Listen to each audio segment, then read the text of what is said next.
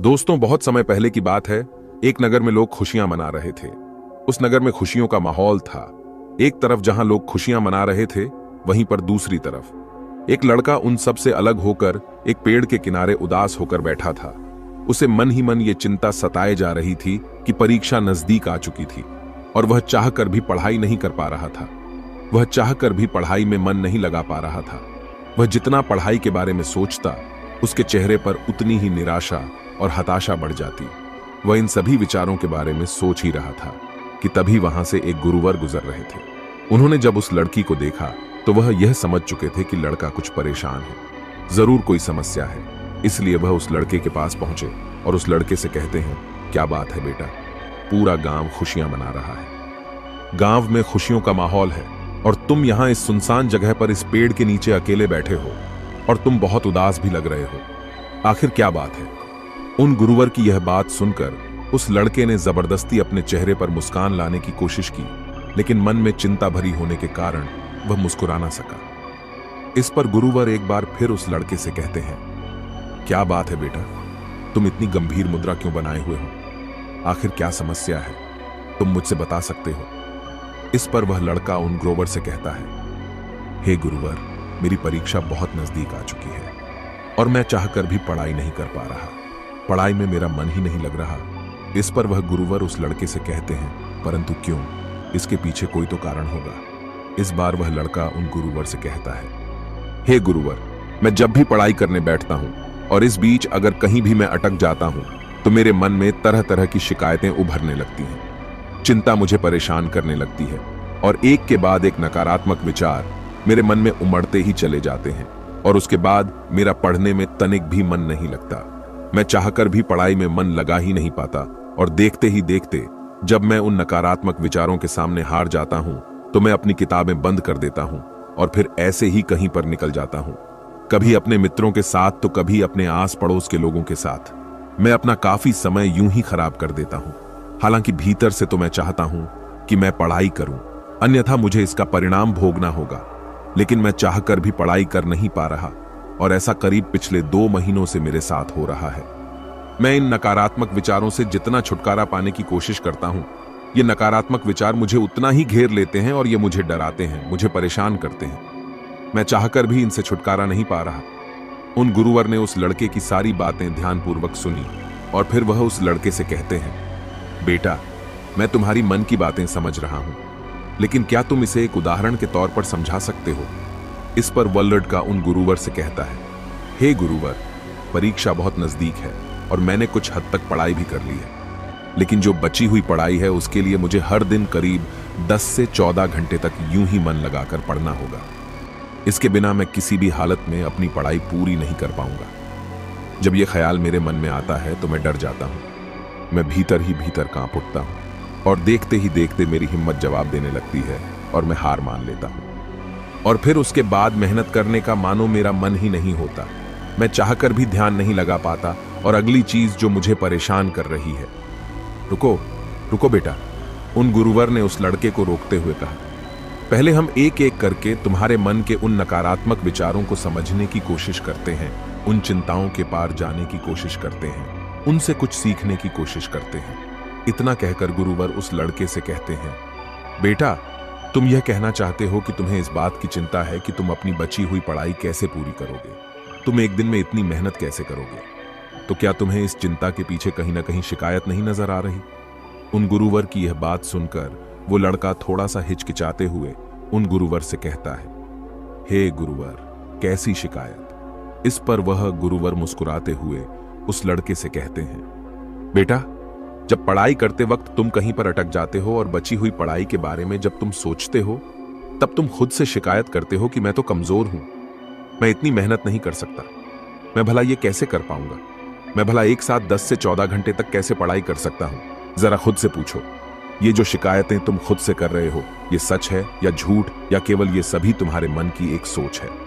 उन गुरुवर के इतना कहने पर वह लड़का कुछ देर के लिए मौन हो गया। उसे कुछ समझ नहीं आ रहा था कि वह उन गुरुवर को क्या जवाब दे। तभी वह गुरुवर उस लड़के से कहते हैं, बेटा, ऐसा कहां लिखा है कि तुम इतनी मेहनत नहीं कर सकते? ऐसा कहां लिखा है कि तुम्हारे पास इतनी मेहनत करने की क्षमता नहीं है? क्या किसी ने तुमसे ऐसा कहा है कि तुम इतना ध्यान लगाकर पढ़ाई नहीं कर सकते? इस बारे में वह लड़का जवाब देते हुए उन गुरुवर से कहता है, हे गुरुवर, आप सत्य कहते हैं, ऐसा तो मुझसे किसी ने नहीं कहा।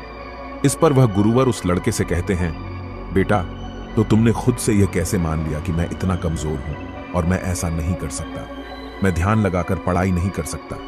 ये सब केवल तुम्हारे मन का एक भ्रम है। तो तुम्हारे मन की एक सोच है जिसे तुम अनजाने में बार बार सोचकर उस पर विश्वास करके उसे सच बना रहे हो। गुरुवर अपनी बात पूरी कर ही रहे थे कि तभी वह लड़का उन गुरुवर की बात काटते हुए कहता है, हे गुरुवर, अगर यह सच नहीं है तो फिर सच क्या है? उस लड़के की यह बात सुनकर गुरुवर मुस्कुराने लगे और उस लड़के से कहते हैं, बेटा, सच यह है कि तुम्हारे अंदर कितनी काबिलियत है, यह जानने के लिए तुम्हें आखिरी हद तक मेहनत करनी होगी। तुम्हें अपनी पूरी कोशिश करनी होगी। जब तुम अपनी पूरी क्षमता पर कार्य करोगे, अपनी पूरी क्षमता के साथ पढ़ाई करोगे, तभी तुम्हें पता चल पाएगा कि सच में तुम्हारी क्षमता क्या है। इस पर वह लड़का उन गुरुवर से कहता है, हे गुरुवर, तो अब मुझे क्या करना चाहिए? इस पर वह गुरुवर उस लड़के से कहते हैं, बेटा, मेरी बात ध्यान से समझो।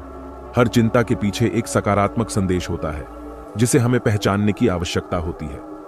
जैसे जब तुम्हारे मन में यह चिंता प्रकट होने लगी कि मैं अपनी बाकी की पढ़ाई इतनी जल्दी पूरी कैसे करूंगा, तो इस चिंता के पीछे सकारात्मक संदेश क्या था? इस पर वो लड़का कुछ देर सोच विचार करने के बाद उन गुरुवर से कहता है, हे गुरुवर, यही की परीक्षा बहुत करीब है और मुझे पूरा ध्यान और अपनी शक्ति लगाकर पढ़ने की जरूरत है। इस पर गुरुवर कहते हैं, बिल्कुल सही। तभी वो लड़का उन गुरुवर से कहता है, ठीक है, यह तो बहुत अच्छा तरीका है, इससे तो मैं आसानी से अपनी पढ़ाई पर ध्यान लगा सकता हूं। इतना कहकर वह लड़का वहां से जाने लगा। तभी गुरुवर उस लड़के से कहते हैं, रुको बेटा, अभी चिंता पूरी तरह से पार नहीं हुई है। जब भी तुम उस चिंता के पीछे का सकारात्मक संदेश समझ लो तो उसके लिए धन्यवाद करो और आगे बढ़ो।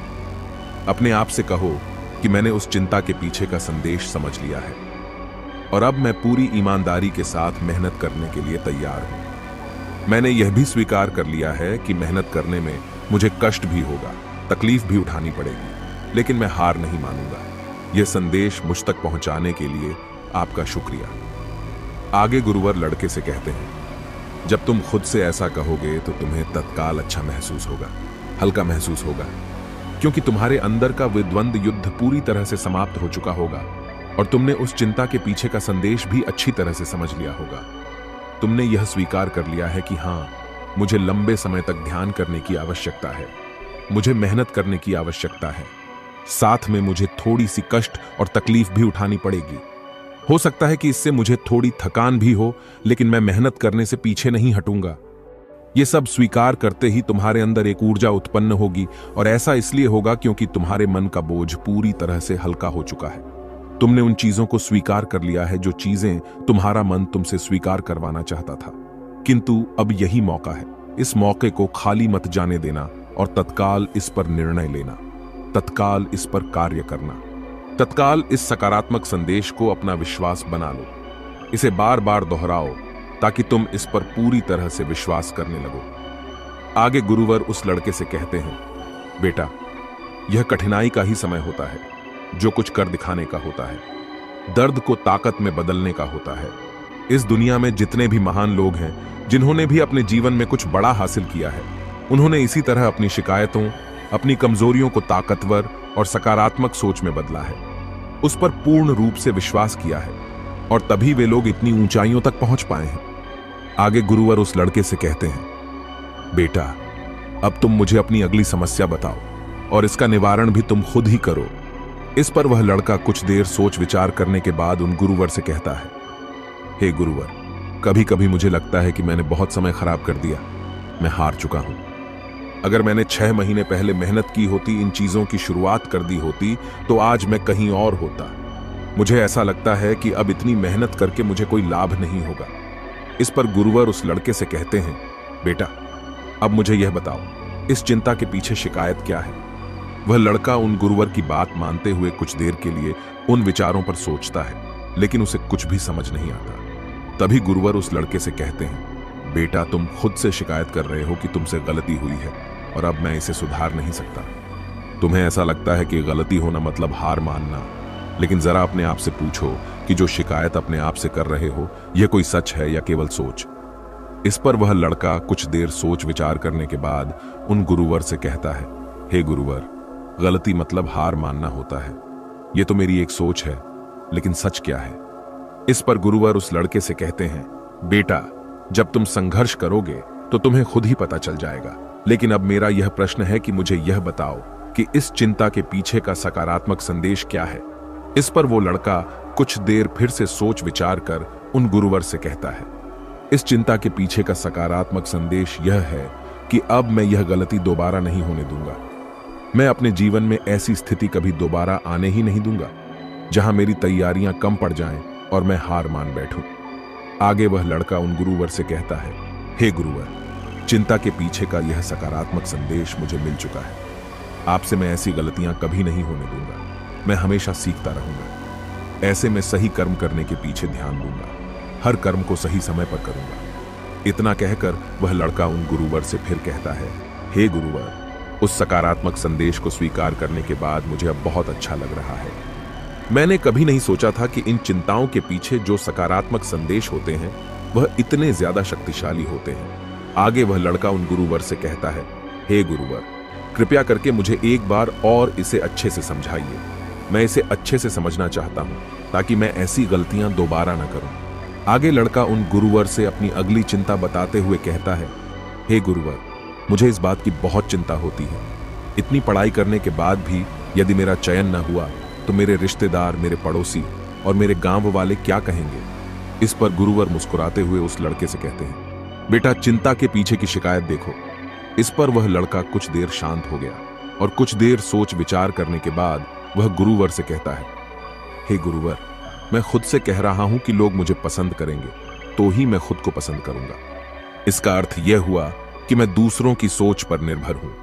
मैं दूसरों के हाथों की कठपुतली हूं और मुझे इस बात की चिंता हो रही है। हे गुरुवर, मैं सोच रहा हूं, मैं जो इस शिकायत के पीछे का संदेश समझ पा रहा हूं वह सच है या केवल सोच? इस पर वह गुरुवर एक बार फिर उस लड़के से कहते हैं, बेटा, यदि तुम दूसरों की नजरों से खुद को नापोगे तो हमेशा खुद को छोटा ही पाओगे, क्योंकि छोटे लोग दूसरों के बारे में छोटा ही सोचते हैं। और इसी के विपरीत सच यह है कि यह तुम्हारा काम है कि तुम खुद की इज्जत करो। जो भी तुम कार्य कर रहे हो उसकी इज्जत करो और खुद पर भरोसा करो। यही सच है। तुम अपने बारे में कैसा महसूस करते हो, खुद पर कितना विश्वास करते हो, केवल यही मायने रखता है। आगे गुरुवर उस लड़के से कहते हैं, अब मुझे यह बताओ कि इस चिंता के पीछे का सकारात्मक संदेश क्या है? इस पर वह लड़का उन गुरुवर से कहता है, हे गुरुवर, इस चिंता के पीछे का सकारात्मक संदेश यही है कि हमें नकारात्मक विचारों से बचकर रहना चाहिए और हमें ऐसे विचार सोचने चाहिए, ऐसे विचारों पर ध्यान देना चाहिए जो हमें शक्ति दे। आगे वह लड़का कहता है, इस शक्तिशाली संदेश के लिए मैं आभारी हूं। हमेशा सतर्क रहने की और अच्छे विचारों पर बार बार ध्यान देने की जिम्मेदारी को मैं स्वीकार करता हूं। आपसे केवल और केवल मैं खुद पर विश्वास करूंगा, अपने कर्मों पर विश्वास करूंगा और मैं यह देखूंगा कि मैं क्या कर रहा हूं और मुझे क्या करना चाहिए। क्या मैं सही राह पर हूं या नहीं? मैं स्वीकार करता हूं कि आज से केवल मैं अपनी नजरों से खुद को देखूंगा। कौन मेरे बारे में क्या कह रहा है, इससे मुझे कोई फर्क नहीं पड़ने वाला। इतना कहकर वह लड़का उन गुरुओं से कहता है, हे गुरुवर, मेरी समस्या तो सुलझ गई। अब मुझे बहुत अच्छा लग रहा है। मैं बहुत हल्का महसूस कर रहा हूं। इस पर वह गुरुवर उस लड़के से कहते हैं, बेटा, जो भी तुमने अभी कुछ कहा है उसे तुम याद रखना और इसे कहीं पर लिख लेना और इस पर तत्काल कार्य करना, ताकि तुम हर दिन यह देख सको कि तुम किस प्रकार नकारात्मक विचारों के प्रति सतर्क हो और तुम किस प्रकार प्रेरणा देने वाले विचारों पर ध्यान केंद्रित कर पा रहे हो। आगे वह गुरुवर उस लड़के से कहते हैं, ठीक इसी प्रकार तुम एक छोटी सी कार्यवाही करके खुद को यह एहसास दिला सकते हो, खुद को याद दिला सकते हो, खुद को साबित कर सकते हो कि तुम चिंता और शिकायतों से कहीं बड़े हो। और इसी प्रकार बार बार अपने विचारों पर कार्यवाही करने से हम अपने भीतर एक सकारात्मक मान्यताएं बना लेते हैं जिन पर हम विश्वास करते हैं, और देखते ही देखते हम उन विश्वासों पर आंख बंद करके भरोसा करने लग जाते हैं। आगे गुरुवर उस लड़के से कहते हैं, इसलिए बेटा, इसी तरह से जब भी तुम्हें चिंता परेशान करे तो सबसे पहले चिंता के पीछे की शिकायत देखो और यह पता करो कि शिकायत सच है या फिर केवल सोच। इससे आपके और शिकायत के बीच में थोड़ी दूरी बनेगी। इस शिकायत का कड़वापन और असर थोड़ा सा कम होगा और आप उसके बारे में जानो, उसे पहचानने की कोशिश करो, उसके पीछे का सकारात्मक संदेश जानने की कोशिश करो और एक नई मान्यता तैयार करो। तभी तुम अपने जीवन में सही ऊंचाइयों को छू पाओगे, अपने जीवन में उन ऊंचाइयों तक पहुंच पाओगे जिनकी तुम कल्पना करते हो।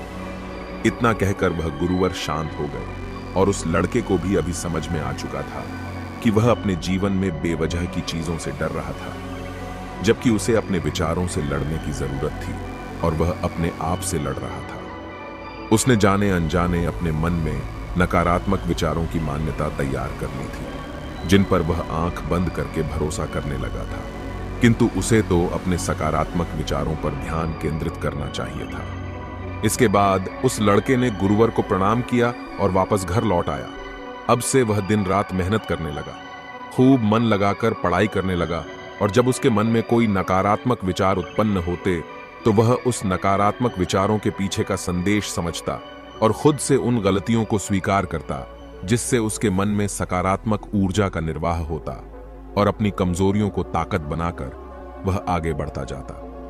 दोस्तों, आपने आज के इस वीडियो से क्या सीखा वह मुझे आप कमेंट में बता सकते हैं। इसी के साथ में उम्मीद है कि आपको आज की वीडियो पसंद आई होगी, तो इस वीडियो को उस इंसान को शेयर करें जिससे यह कहानी सुनने की जरूरत है और उसी के ठीक बाद चैनल को सब्सक्राइब करें। तो चलिए फिर मिलते हैं ऐसी एक और नई वीडियो में एक नए मैसेज के साथ। तब तक के लिए अपना ख्याल रखें। धन्यवाद और नमो बुद्धाय।